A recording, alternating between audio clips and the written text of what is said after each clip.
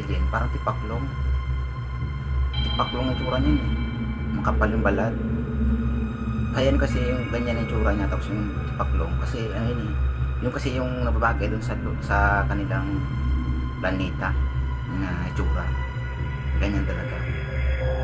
Kapag kayo yung nakakita, kapag gabi, yung lumilipad na parang bilog, may ilaw sa baba, confirm na ano yan, spaceship ng mga alien.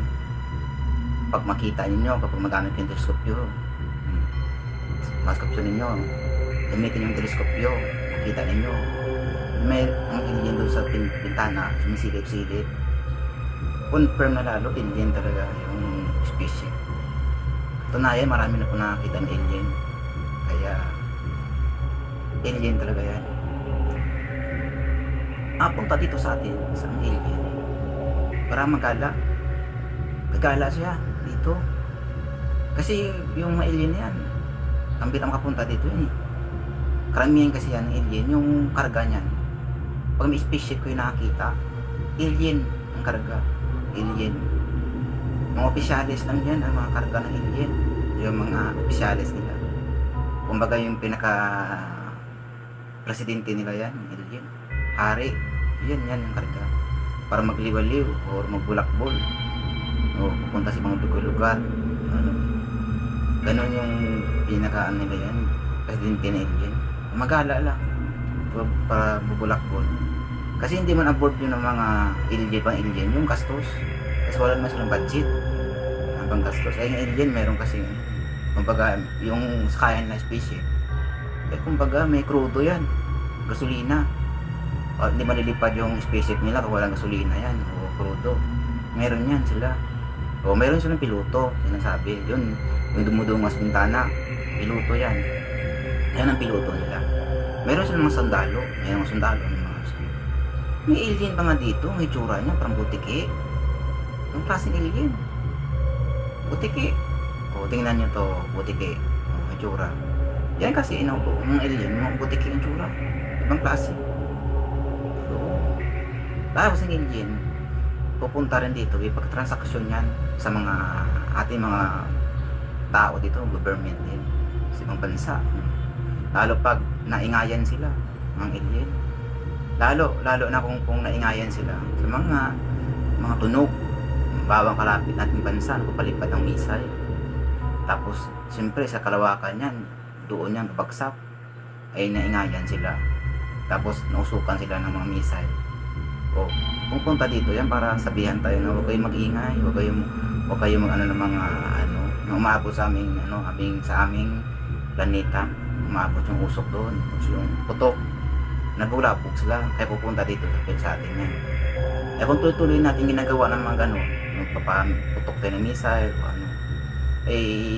hindi makasundo, magkaroon ng gira yan.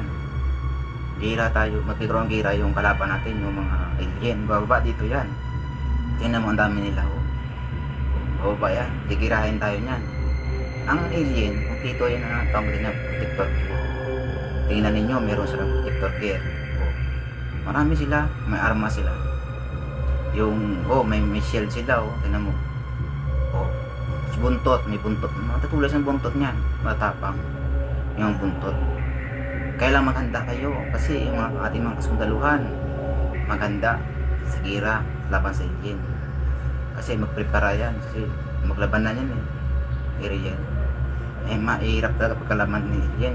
Pag umano na sila bababayan dito yan sila, may pagkira na.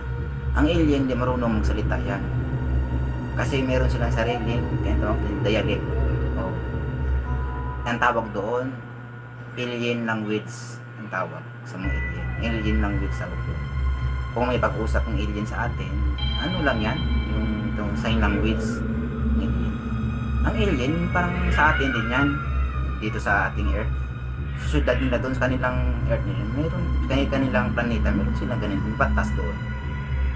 Meron silang malamang meron silang tinatawag natin na election din, malamang kasi matanda na yung kanilang leader ng presidente nila na alien, matanda na. May eleksyon, may dayaan din siguro doon. Puro may rally din doon sa alienan na lugar. Doon sa alien sa kanilang planeta. Malamang meron yan dyan. Kompleto din sa nila. Kaya nakarating nga sila dito sa ating spaceship eh. May spaceship sila eh. Pag nakita kayo lumilipad paggabi na ganyan itsura, wag na ano na, alien na yan. Sigurado. Alien ang laman yan. Mga karga yan ng alien papunta dito sa atin. Sa ating earth natin papunta dito yan. Yung pinakapiloto niya doon sa taas, nakasakay. Sa bintana, dumudungaw. Kapag na-telescope yun ninyo, makita niyo yan. Confirm na, alien to.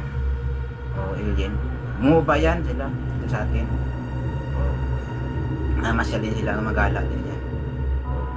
May iba lang nilang yung nila, yung kumbaga kumbaga sa ibang planeta sila nakatira ang alien. Ibang planeta sila nakatira. Hindi lang gaya sa atin dito sa atin, ibang planeta to. Tinaw yung mga nila alien, yung balat nila o itsura ng pantipaklong. Kasi yung balat nila, yun eh, yung kumbaga yun yung kasi tabitin na nababagay dun sa kanilang planeta. O dun sa planeta nila, yun, yung malamig. O ayan, balat nila, parang balat bayawak. O alien, o. Diba, may parang yung tinan mo, mainit doon, kaya ganyan yung balat nila doon sa planeta nila. O, kapag may makita kayo na lumilipad na ganyan, tsura, alien yan. O, kapag gabi makita mo yan, pag niskopyo mo, alien. O, alien yan ang karga niyan. Spaceship ng alien, as ang karga niya ng alien. O, karamihan niya mga opisyalis na mga alien ang karga niyan. Presidente, kanilang mga gabinete nila, yung mga pinakagabinete, mga senador nila, tawag nila, o sundalo nila, karga niya. Hindi man afford ng mga ibang alien yung gastos putas dito sa ating bansa.